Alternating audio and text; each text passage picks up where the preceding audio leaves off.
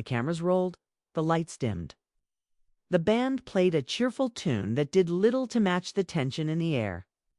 Stephen Colbert stood just off stage, straightening his cue cards, forcing a smile.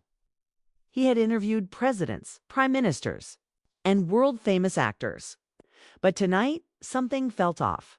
And it wasn't just because his next guest had gone viral earlier that day in a congressional hearing. Ladies and gentlemen, the announcer boomed. Please welcome Congresswoman Jasmine Crockett. The crowd erupted in a strange mix of applause and uncertainty. Some were excited, others were silent, watching closely. Jasmine Crockett walked onto the stage like someone who had just walked out of a war room. Her burgundy power suit shimmered under the lights, her posture straight, her eyes focused. She didn't wave, she didn't smile. She took her seat with the calm of someone ready for a fight. Colbert greeted her with his usual charm. Congresswoman Crockett, welcome to the Late Show. I have a feeling this is going to be ... memorable. Jasmine looked straight at him. After what happened on the Hill today, this is nothing. Her voice was clear, almost too calm. It wasn't an insult. It was a warning. Stephen chuckled nervously and leaned back. Well, let's ease in too. It then, long day on Capitol Hill, huh? She nodded, crossing her legs. It's always a long day when people who claim to serve the public are too busy protecting power. The audience reacted, half cheering, half watching like something serious was about to happen. Colbert's smile twitched. He glanced at the card in his hand, then back at her. Well, he said, some are calling your committee appearance today ... electric. Especially that moment when you, how do I put this, gently shut down your colleague from Texas. Jasmine leaned forward, her gold earrings swinging slightly. Do you mean when I told him to sit down and let the adults speak? That moment. Colbert gave a cautious laugh, but the audience roared. That's the one, he said. Jasmine didn't laugh. It wasn't a performance. He spent 40 minutes talking over me about family values while voting against food. Programs for actual families. That wasn't politics. That was hypocrisy. The studio fell quieter. Colbert nodded slowly, sensing the shift. This wasn't going to be a casual segment. This wasn't a congresswoman playing nice for national television. Colbert tried again. Let's talk about tone. Some critics say you were too aggressive, that you should have been more measured. Jasmine turned to him fully. Stephen measured his code for quiet. It's a word people use when they don't want to hear the truth. I wasn't aggressive. I was accurate. A few cheers, a few gasps. One of the producers backstage motioned to cut to commercial, but the director shook his head. Ratings were already spiking. Stephen took a breath. All right, I'll bite. Walk us through what happened today. Because we saw the clips, but I get the feeling there was more behind what we saw. Jasmine looked directly into the camera. What happened today wasn't just about shouting or committee drama. It was about exposing something no one wants to talk about. Colbert tilted his head, which is... Jasmine paused. Her silence said more than her words. You'll see soon enough, she said. But I'll tell you this. There are people on that committee who knew what was in those documents, and they tried to bury it. The audience hushed. Even Colbert looked stunned. Are we talking about classified information? I'm talking about contracts. Multi-billion-dollar ones. Deals made behind closed doors with companies no one's ever heard of. Deals that aren't just about money, they're about power and privacy and fear. Colbert leaned in. You saying American lawmakers are involved in secret programs that the public doesn't know about? I'm saying it's not just lawmakers, it's networks, it's corporations. It's people who smile for the cameras and sell the country when no one's watching. The studio felt like it wasn't breathing. Stephen finally found his voice. That's a big claim, Congresswoman. Jasmine didn't blink. Then they should stop giving me the receipts. There it was. Not anger, not outrage. Something colder, something final. Colbert looked off camera. For once, he didn't have a joke ready. The lights were bright, the music had stopped, and all anyone could hear was the hum of tension rising. It was clear now this interview wasn't just political theater. It was a warning shot. And it had just been fired live in front of millions. The next morning, newsrooms across the country scrambled to keep up. Every media outlet from CNN to Fox News ran the same headline in different shades of alarm or admiration. Congresswoman Crockett drops bombshell on live TV. Hashtags flooded social media. Hashtag Crockett Files. Hashtag PowerSuit Truth. Hashtag The Real Interview. But the chaos had begun long before the cameras ever rolled. 8 hours earlier, Jasmine Crockett stood in a wood-paneled Capitol Hill committee room. The morning.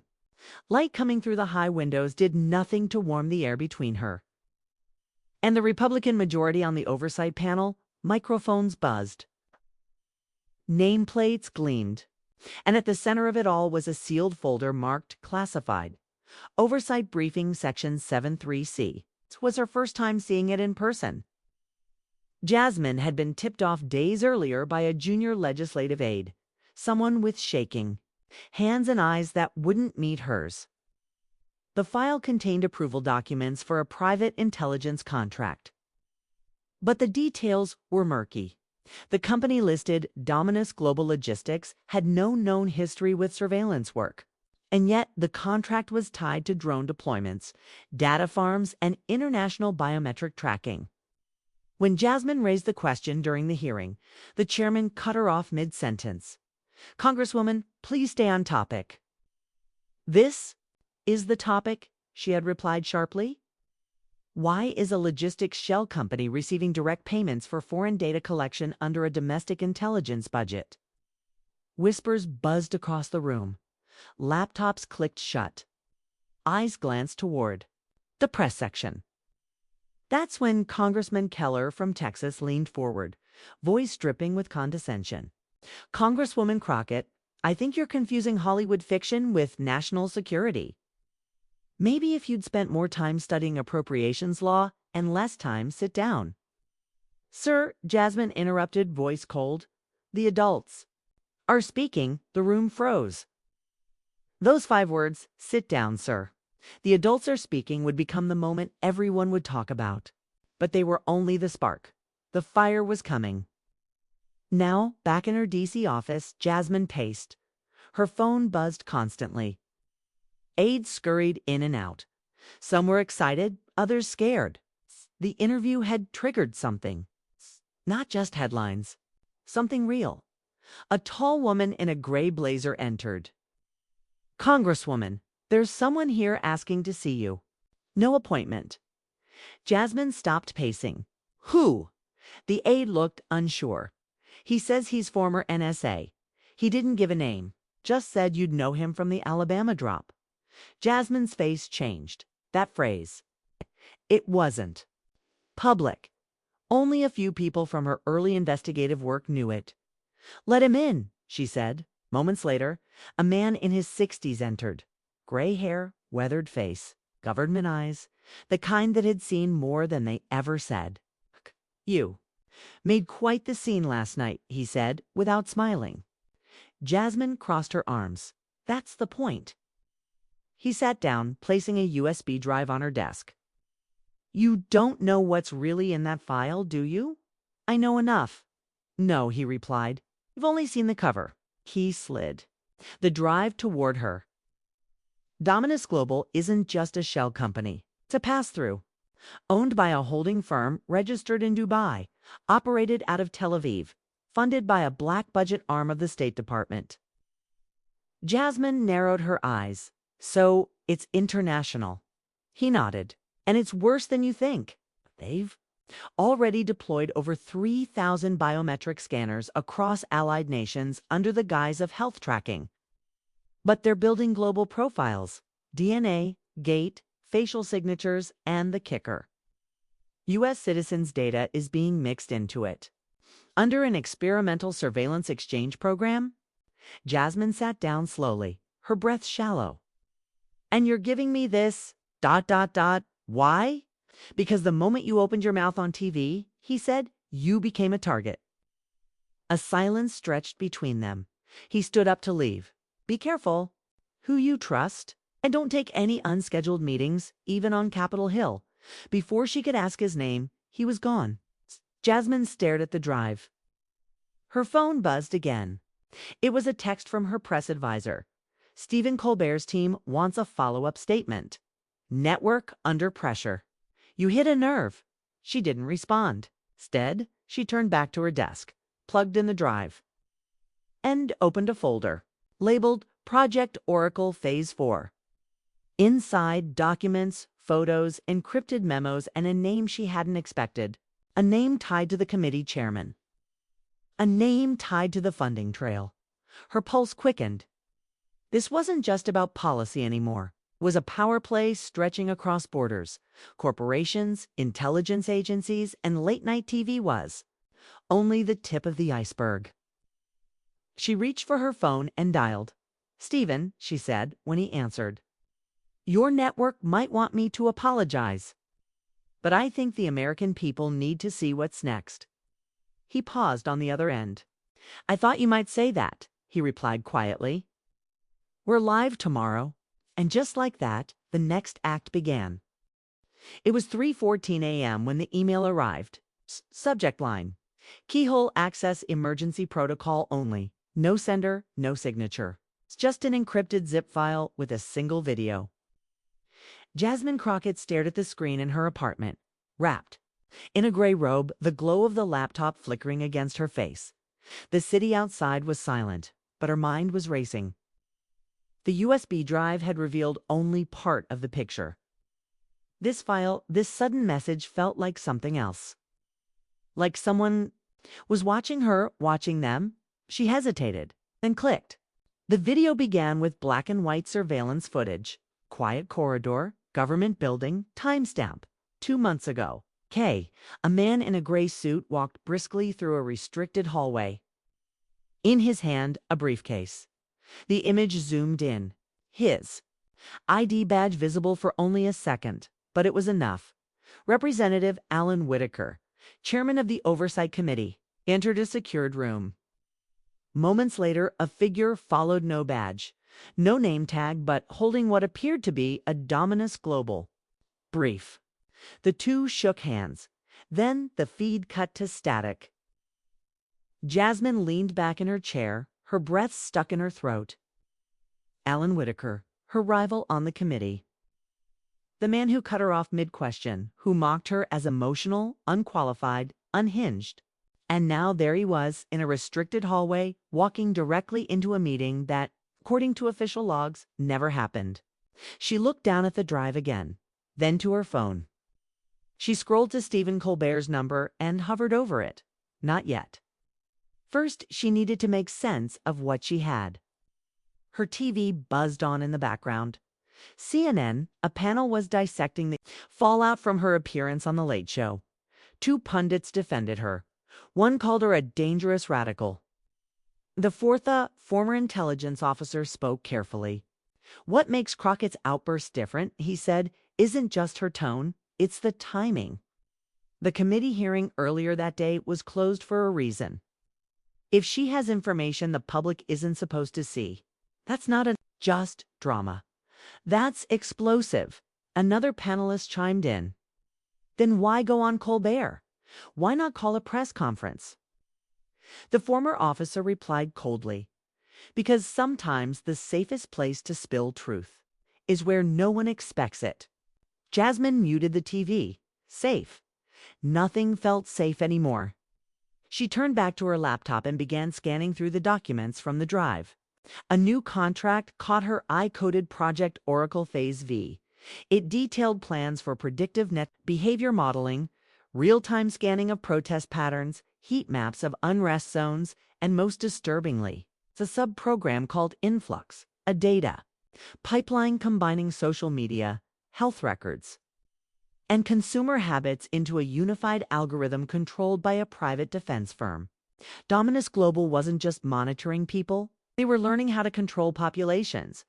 This wasn't about spying, This was about preemptive containment. A knock on her door jolted her. She froze.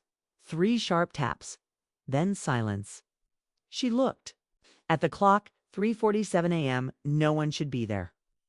She stepped quietly to the door, not opening it. "Who is it?" Silence. Then a voice. "Congresswoman, it's me. Stephen." She blinked, unlocked the door, and opened it halfway.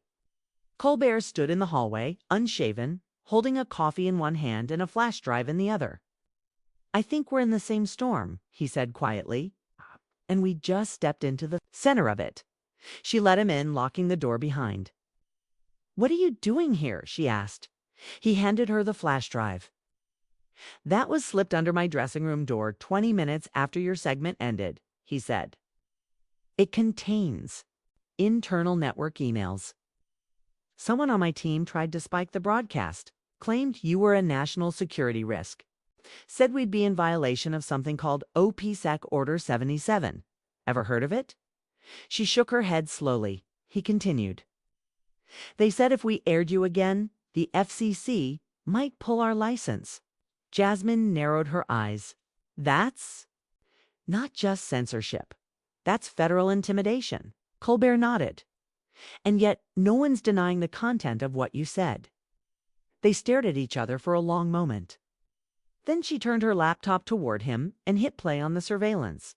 Video. Colbert leaned forward, his jaw tightening as he watched the chairman walk down that hallway. "My God," he whispered. "This isn't just corruption. This is conspiracy." Jasmine stood up. "We need to go bigger. I want to reveal this, not just on your show. I want it live, unedited, no commercials. We put everything on the table and let the public see it all." Colbert blinked. "You're asking me to risk my entire show? My platform, ... my network." She looked him dead in the eyes. "I'm risking more." Silence, then he nodded. "All right, tomorrow night we go live." Outside her apartment, a black car idled quietly at the curb. Inside, a man in a black coat tapped his earpiece and muttered 2 words. "She's moving." The storm wasn't coming. It had already begun. The sun had not yet risen over Washington, D.C., but Jasmine Crockett was already on the move. She slipped out of her apartment before dawn. Her phone powered off. A small flash drive zipped in, too. The lining of her coat, Stephen Colbert had left quietly an hour earlier, taking a different route back to his studio. They had agreed to speak only in person or through a burner phone, no texts, no emails, no cloud storage. Whatever they were about to expose, it wasn't just controversial. It was dangerous.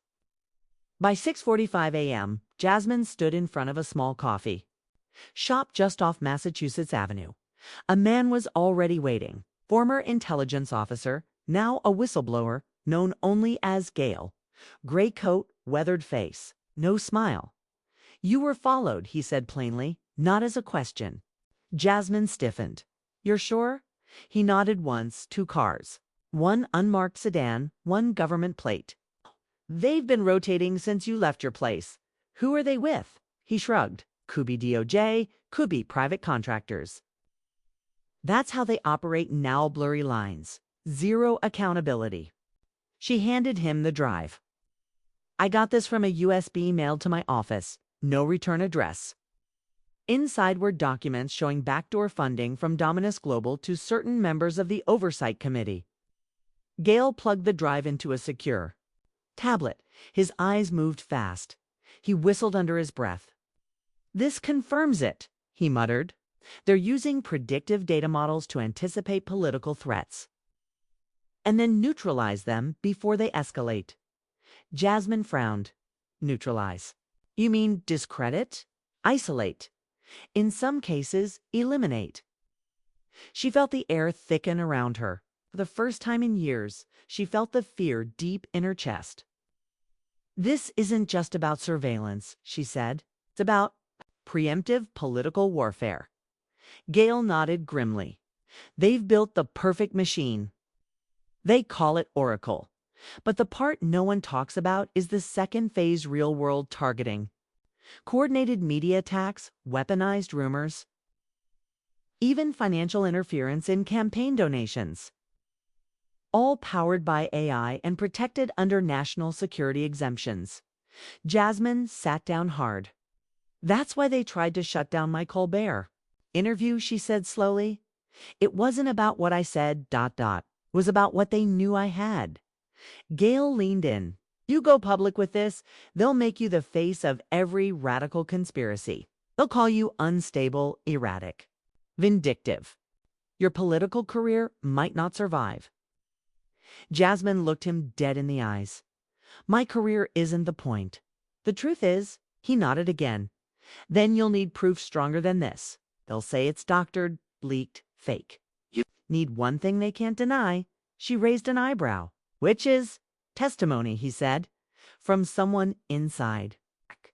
Someone high enough to know what Oracle Phase 5 really means. She sighed. That's a suicide mission. No, he replied. It's journalism. Back in New York, Stephen Colbert sat in his office at the CBS studio, staring at the wall. His producer had just walked out, red-faced and furious. You're gonna get us sued, Stephen, or we're shut down. He didn't respond. His thoughts were already racing.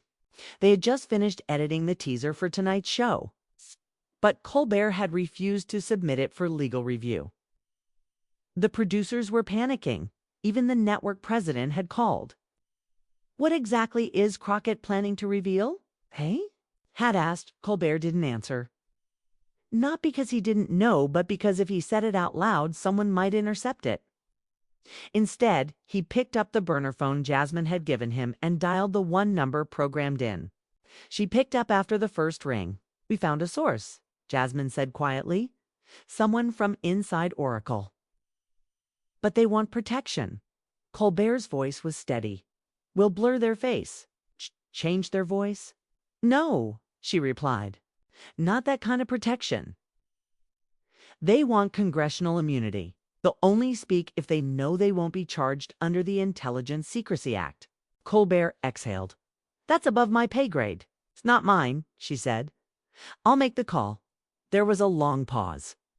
Stephen, she added, once this goes live, your career may never be the same. He smiled bitterly. Maybe that's the point. That night, just before airtime, the CBS control room was more tense than a war room. Security was doubled. All backstage phones were confiscated. Only 2 producers were cleared to see the final script. The segment was labeled simply, Segment 5, Witness Testimony, no edits. Jasmine arrived through a private entrance. She wore a plain black suit. No jewelry, no notes. The lights dimmed. The studio was unusually silent. Stephen Colbert stood at center stage, his face calm but focused. Beside him sat Congresswoman Jasmine Crockett. Her eyes didn't blink. She held the leather folder tightly in her lap, fingers digging into the edge. Behind them, the screen displayed a countdown. Live segment begins in 3, 2, 1. The cameras rolled. Ladies and gentlemen, Colbert said, voice low and steady. Tonight's show won't follow the usual format. No jokes, no applause signs, no musical guests. He looked directly into the camera. Tonight, we're going to show you something that has been hidden for years, something powerful people didn't want aired. But when you invite truth into your studio, you don't send it home just because it makes you uncomfortable. He turned to Jasmine. Congresswoman Crockett, would you care to explain? Jasmine's voice was calm but cold. There's a government program. It's called Oracle. It was originally designed as a national security tool AI-driven prediction, software meant to stop foreign threats. But now it's being used to predict and control domestic politics. She opened the folder. 3 months ago, a whistleblower came to me with proof. Memos, contracts, target lists, elected officials, journalists, even judges, anyone who poses a threat to a certain narrative. They're being profiled, tracked, and if needed, silenced. A gasp came from somewhere in the audience. Colbert held up a hand, motioning for silence. The screen behind them flickered to life. A distorted face appeared. Voice scrambled. The whistleblower, former contractor for the Oracle program. I worked inside the system for 2 years, the voice said. I thought we were protecting the country. But then I saw the models being used to manipulate domestic elections. They knew which candidates would resist lobbyist pressure, who would vote against surveillance expansions, who would call out corruption. Those people were flagged. Colbert sat motionless, his jaw tense. The screen showed redacted emails, lines of code. Financial records showing shell company payments to data contractors. This isn't theory, Jasmine said. It's already happened last year. A local congressman in Michigan was targeted. First came the media leaks false stories about campaign donations. Then came fake videos. His entire career was destroyed in under a month. We traced the IP address behind the smear campaign, right back to a server owned by a contractor working under Oracle. The audience was stunned. Phones had been confiscated at the door. No one could tweet. No one could interrupt. Only silence. Only truth. Colbert looked up. And your hearing today. Was that about this? Jasmine nodded. I tried to introduce a motion to audit Oracle. Within 15 minutes, I was shouted down. Not debated, shouted. A bipartisan wall came down around me. That's when I knew this goes deeper than parties, Colbert whispered. You're saying people in both parties are using Oracle? I'm saying, she replied, that the machine doesn't care about parties. It cares about outcomes. And those outcomes are now being written before elections even happen. The screen shifted again. An animation, names linked to data trails. Campaign donations rerouted. Voter misinformation tactics. Deep fake videos. Created to tank candidates just weeks before votes. This system can simulate an entire political scandal, test its effect on polling, then execute it in real time, said the whistleblower. It's not politics anymore. It's programming. A heavy silence filled the studio. For the first time, even Colbert looked shaken. He turned to the camera. We offered the Department of Justice a chance to respond. They declined. Jasmine opened the last document in her folder, a formal congressional letter requesting a full investigation into Oracle with 37 signatures from representatives across the country. Tomorrow, she said, this hits the House floor. And after tonight, no one can say they didn't know. Colbert stared at her. They're going to come after you. I know. They'll call you a liar. They already did. He looked at the audience, then at the blinking red light on the camera. They'll probably come after me, too. Jasmine gave a faint smile. Then it's a good thing you're not afraid of hard questions anymore. As the show wrapped, Colbert stood. This might be the most important interview I've ever done, he said. If you're watching at home, don't look away. Don't change the channel. Ask your representatives. Ask your journalists. Ask yourself who controls the information that shapes your reality. Screen faded to black. No commercial break, no applause. It's just silence. And across the country, millions of Americans sat in that silence, wondering for the first time. It's just how real their reality was. The morning after the broadcast, the world didn't wake up slowly. It jolted like a city hit by an earthquake.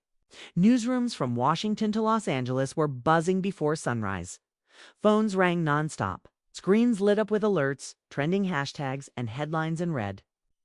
Overnight, Colbert's segment had gone viral, not just online, but in actual rooms of power.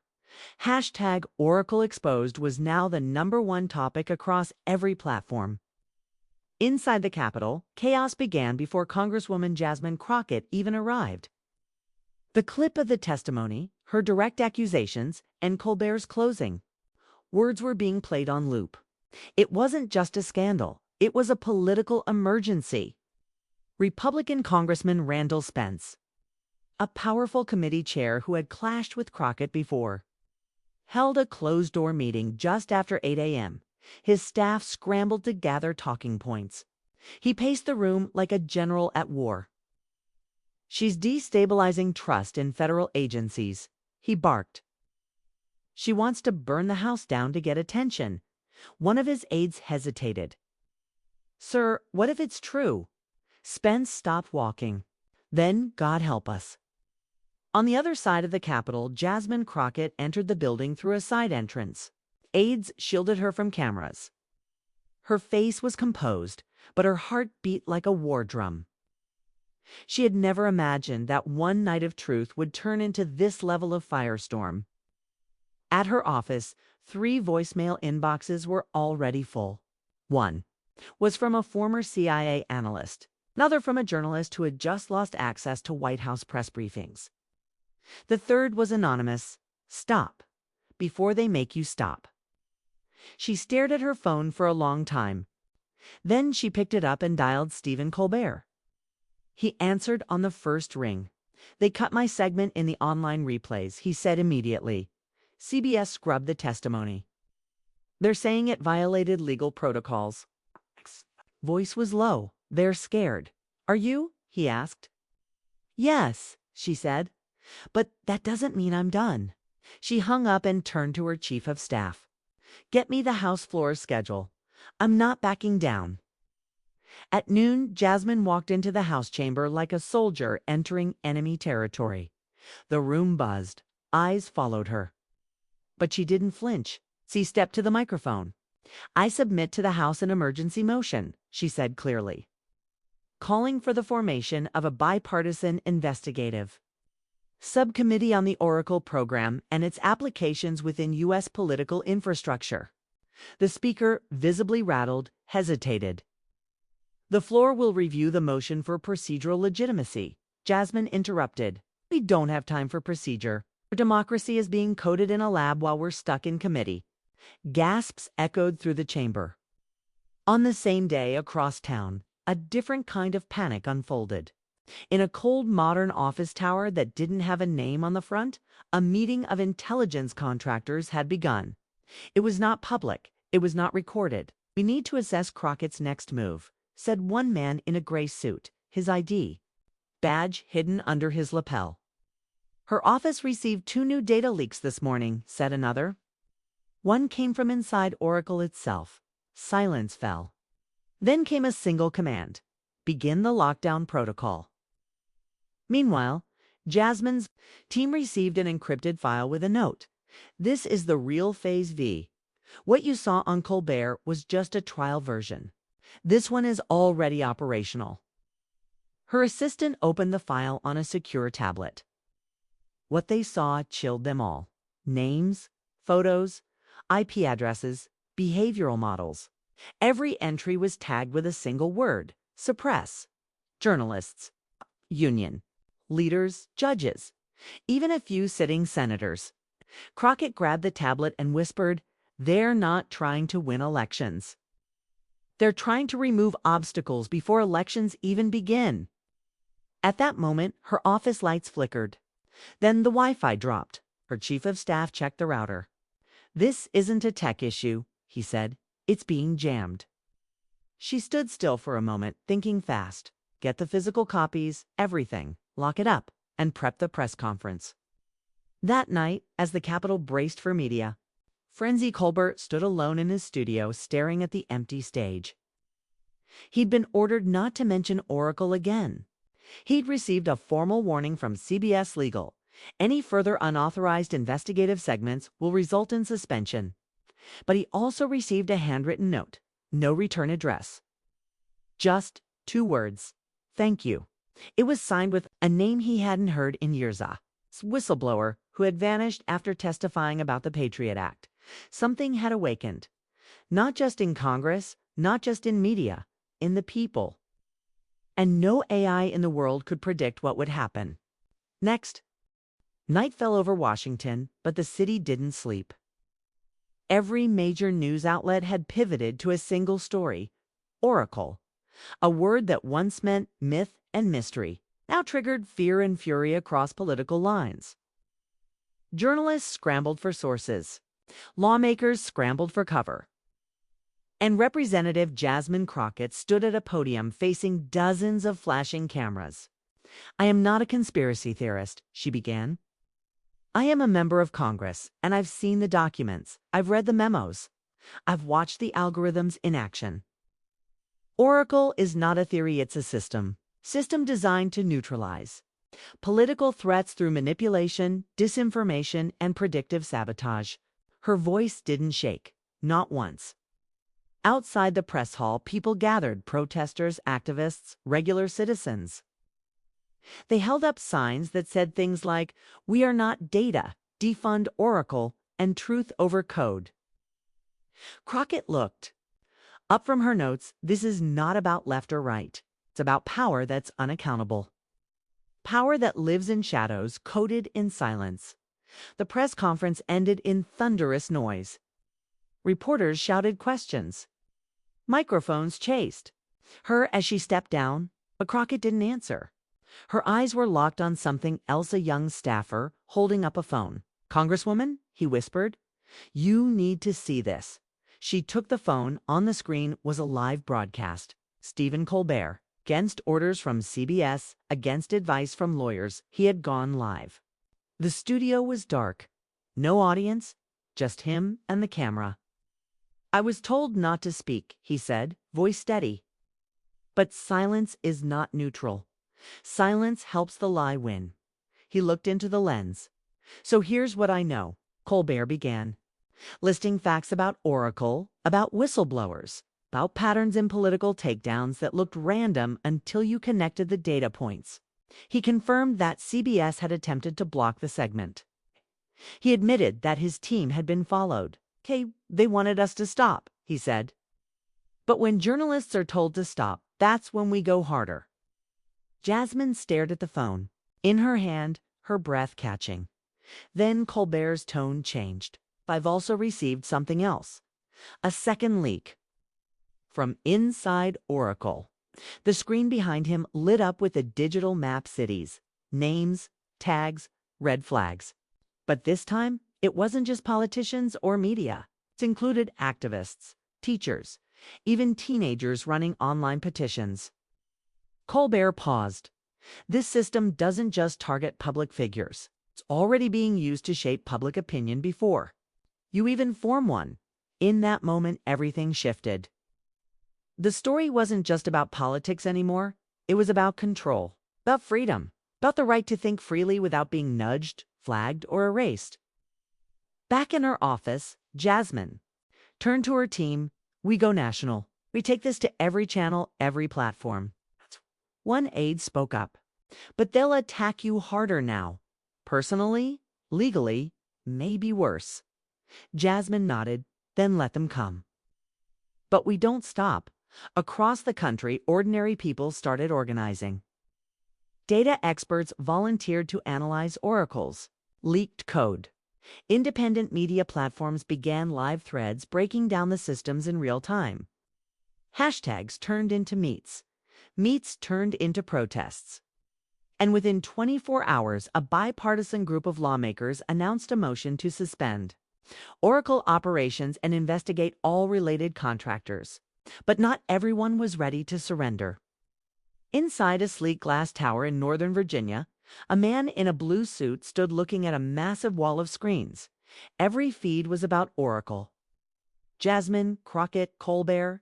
He clenched his jaw and picked up a secure phone. "It's spreading," he said. The voice on the other end replied, "Contain it." "How?" There was silence. Then crashed the story. Smear the source. Discredit Colbert. Make her look unstable. If that doesn't work, another pause. Then we change the narrative. Push something louder. The man looked. Back at the screens, no one's listening to anything else. Meanwhile, Jasmine received one final encrypted message. It was a simple audio file. From the original whistleblower. "He broke the seal," the voice said. "Yeah, find out how deep it goes. But you're not alone. There are more of us. We're watching too." She smiled faintly. At midnight, Jasmine Crockett posted a video from her personal account. No makeup, no lights. Just her speaking to the phone. "If they want to bury the truth," she said, "they'll have to bury all of us. Because the truth is alive now. And it's not going back in the box." That clip became the most viewed political video of the year, not because of algorithms, but because it was real. And in an age of manipulation, reality had just become the most powerful weapon of all.